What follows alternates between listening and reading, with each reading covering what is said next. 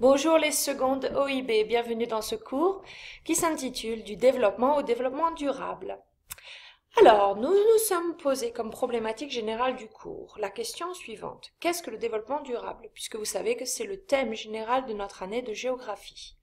Nous nous sommes aussi demandé comment mettre en place un développement durable pour une population mondiale de plus en plus nombreuse et inégale, puisque dans cette leçon, nous allons étudier l'augmentation de la population et ses conséquences sur notre développement. Grand 1, nous l'avons déjà mis dans la leçon, un développement inégal et déséquilibré à toutes les échelles.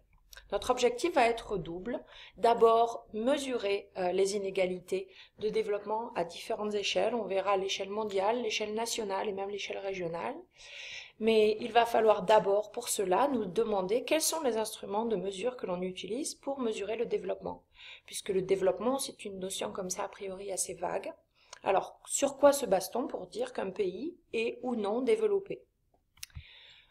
Nous avons donc écrit petit a, comment mesurer les inégalités dans le monde. Nous avons travaillé en classe sur tout un ensemble de questions et nous avons échangé nos réponses, débattu sur la notion de richesse, la notion de développement. Et nous avons découvert plusieurs documents. Déjà cette carte de la Banque mondiale, datant de 2015, qui nous montre, avec une légende bien trop petite, la répartition du Gross National Income par pays. On a donc utilisé plutôt cette carte qui est issue de Wikipédia et qui était plus claire à lire. Donc la carte du GNI en 2015. Ensuite, nous avons utilisé cette carte du HDI, le Human Development Index, carte Wikipédia datant de 2014 sur des données 2013.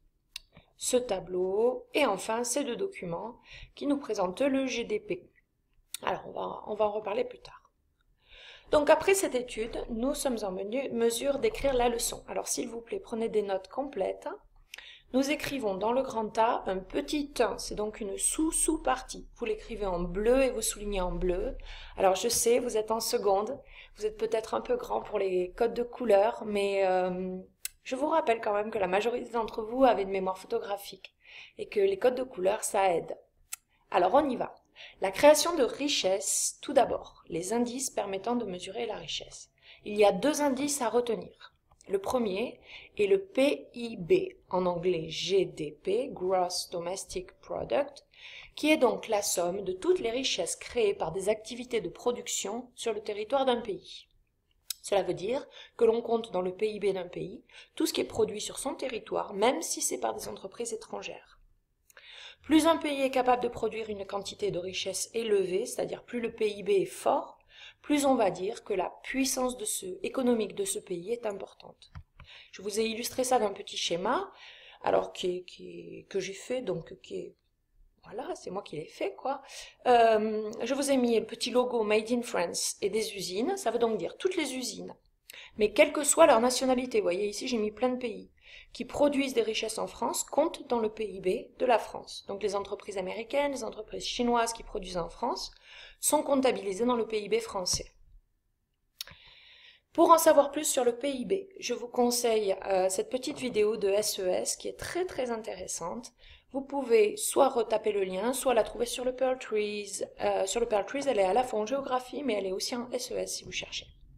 Le deuxième indice qui permet de mesurer la richesse, c'est le revenu national brut, donc RNB en français, que l'on appelle le GNI en anglais, Gross National Income, qui lui représente l'ensemble des revenus créés par l'activité économique, c'est-à-dire la valeur de production mesurée par le PIB, mais on y ajoute tout ce qui est aussi produit en valeur à l'étranger, mais dont l'argent revient à la France. Donc par exemple, une entreprise française qui est située aux États-Unis, qui fait de la production et qui renvoie une partie des revenus issus de cette production en France, comptera dans le RNB français. Et on retranche alors tous les revenus qui sont reversés à l'étranger. Donc par exemple, une entreprise américaine située en France qui renvoie des revenus aux États-Unis ne comptera pas dans le RNB français. Alors qu'on a dit tout à l'heure qu'elle comptait dans le PIB français, si vous vous souvenez. Je vous ai illustré ça donc de deux schémas. Vous retrouvez le schéma du PIB, GDP en anglais. C'est donc tous les biens et services produits dans le pays qui comptent dans le PIB, même s'ils sont produits par des entreprises étrangères. Par contre, Le RNB, ce sont tous les revenus, donc c'est l'argent issu des biens et services produits par le pays dans le monde entier. Donc toutes les entreprises françaises, qu'elles soient, regardez, Amérique du Nord, Amérique du Sud, Afrique, Asie, dont les revenus reviennent à la France, ici, eh bien ils comptent dans le RNB français.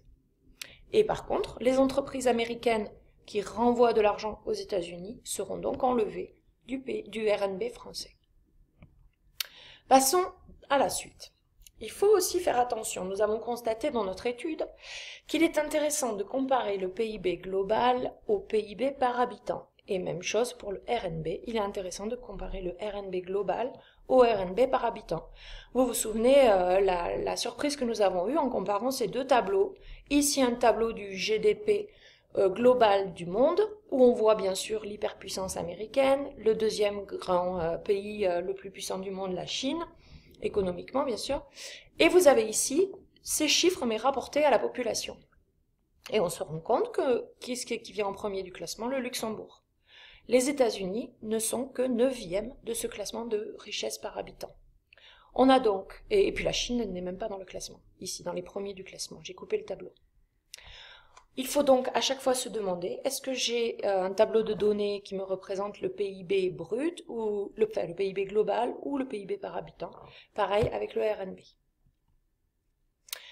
Allons maintenant un petit peu plus loin, parce que dans les années 80-90, ces indices ont été vivement critiqués, car on utilisait uniquement la richesse pour classer le niveau de développement des pays, alors qu'il fallait prendre en compte aussi la scolarisation, la qualité de vie, l'état de santé d'un pays. Si on prend l'exemple de la Chine, en 2015, la Chine, on vient de le voir dans le tableau, c'est la deuxième plus grande puissance économique mondiale. Mais, attention, si on regarde sur le site du Programme des Nations Unies pour le développement, la Chine n'est que... Alors, regardez, ici c'est le site du Programme des Nations Unies pour le développement, chiffre de 2014, puisque pour l'instant c'est tout ce que nous avons de plus fiable. Regardez, indice de développement humain, donc c'est bien pour savoir combien est la Chine dans le développement. Et regardez, elle est ici, 91e. On a donc un pays qui est la deuxième puissance économique mondiale, mais qui n'est que 91e en matière de développement. C'est la raison pour laquelle le PNUD, le Programme des Nations Unies pour le développement, UNDP en anglais, a créé en 1990 un nouvel indice, l'IDH, Indice de développement humain, ou HDI en anglais, Human Development Index. Cet IDH a été rénové et depuis 2010, on le calcule avec une nouvelle méthode. Donc on passe au petit 2, justement, les indices permettant de mesurer le développement. Le premier indice, c'est celui qu'on vient d'évoquer, l'IDH. Cet indice, il se mesure de 0 à 1, sachant que 1 correspond aux pays les plus développés du monde. On mesure cet indice avec 3 choses. Premièrement, le niveau de santé, et on utilise pour cela l'espérance de vie à la naissance. Parce que l'espérance de vie à la naissance permet de deviner si dans un pays il y a bonne alimentation, hygiène, donc accès à l'eau, accès à des logements satisfaisants, accès à des infrastructures médicales. Donc ce niveau de santé nous donne, à travers l'espérance de vie, plusieurs indicateurs de développement. Le deuxième indice pris en compte, c'est le niveau de scolarisation. Et là, on prend en compte la durée moyenne de scolarisation, mais aussi la durée attendue de scolarisation, pour savoir si on est dans un pays où les gens prévoient de faire des études peut-être supérieures ou des études prolongées. Enfin, on prend en compte le niveau de vie et on utilise pour ça le RNB, donc GNI, que nous venons d'étudier dans les indices permettant de mesurer la richesse. Donc vous voyez que je retrouve sur ce tableau santé, éducation, niveau de vie, c'est-à-dire les 3 critères du développement. Et ces 3 critères sont à connaître. Il faut connaître cette définition bien par cœur. Nous avons ensuite, à travers d'autres questions, étudié un nouveau document. Ce document, c'est celui de l'indice multidimensionnel de pauvreté.